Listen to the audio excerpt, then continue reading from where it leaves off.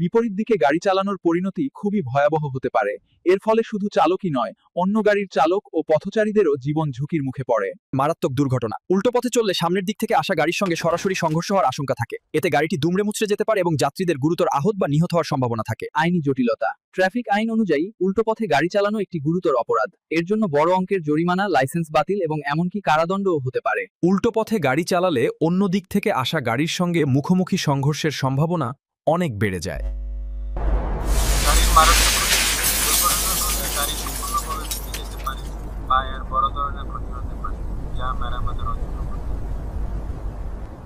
মারাত্মক জখম। সংঘর্ষের ফলে গাড়ির চালক, যাত্রী এবং পথচারীরা গুরুতর আহত হতে পারে।